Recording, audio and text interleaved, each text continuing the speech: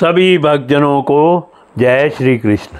श्री सुखदेव जी कहते हैं, राजन, सप्त ऋषियों से 13 लाख योजन ऊपर ध्रुव लोक है। इसे भगवान विष्णु का परम पद कहते हैं।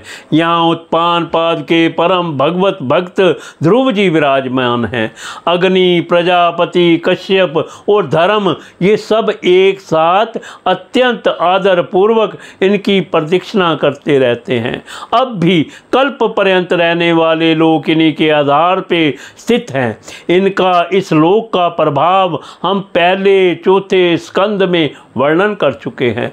सदा जागते रहने वाले अव्यक्त गति भगवान काल के द्वारा जो ग्रह, नक्षत्र आदि ज्योतिगण निरंतर घुमाए जाते हैं, भगवान ने ध्रुव लोक को ही उन सब के आधार स्तंभ रूप से नियुक्त किया है।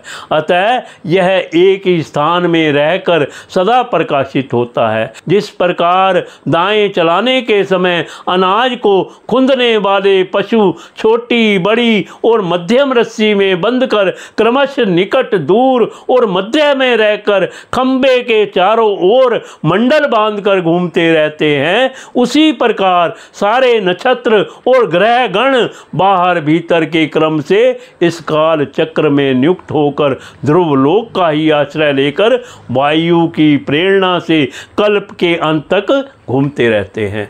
जिस प्रकार मेघ और बाज आदि पक्षी अपने कर्मों की सहायता से वायु के अधीन रहकर आकाश में उड़ते रहते हैं, उसी प्रकार ये ज्योतिगण भी प्रकृति और पुरुष के संयोगवश अपने अपने कर्मों के अनुसार चक्कर काटते रहते हैं, पृथ्वी पर नहीं गिरते।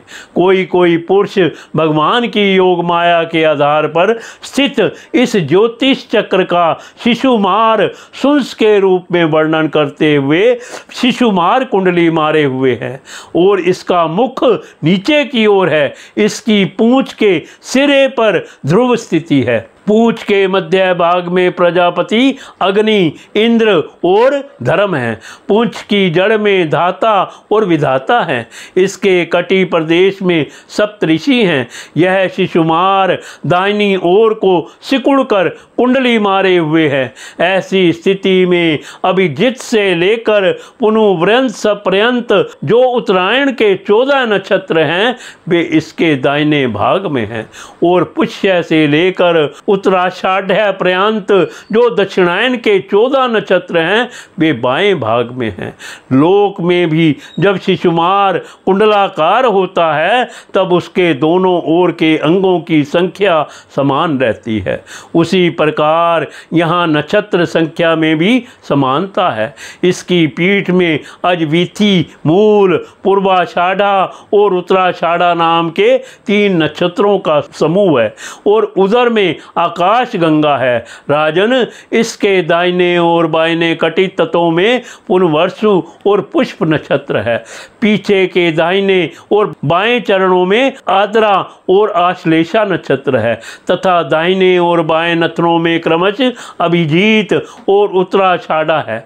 इसी प्रकार दाहिने और बाएं नेत्रों में श्रवण और पूर्वाषाढ़ा एवं दाहिने और बाएं कानों में घनिष्ठा और मूल नक्षत्र है। मघा आदि दक्षिणायन के 8 नक्षत्र बाईं पसलियों में और विपरीत क्रम से मृगशिरा आदि उत्तरायण के 8 नक्षत्र दाहिनी पसलियों में हैं। शतभिषा और ज्येष्ठा ये 2 नक्षत्र क्रमशः दाहिने और बाएं कंधों की जगह इसकी ऊपर की थूथनी में, अगस्त्य नीचे की ठोडी में, नक्षत्र रूप यम मुखों में, मंगल लिंग प्रदेश में, शनि कुकर्मे में, बृहस्पति छाती में, सूर्य हृदय में, नारायण मन में, चंद्रमा नाभि में, शुक्र स्तनों में, अश्विनी कुमार प्राण और अपान में, बुध गले में, राहु समस्त अंगों में, केतु और रोमों में संपूर्ण तारा गण स्थित है। राजन, यह भगवान विष्णु का सर्वदेवमय स्वरूप है।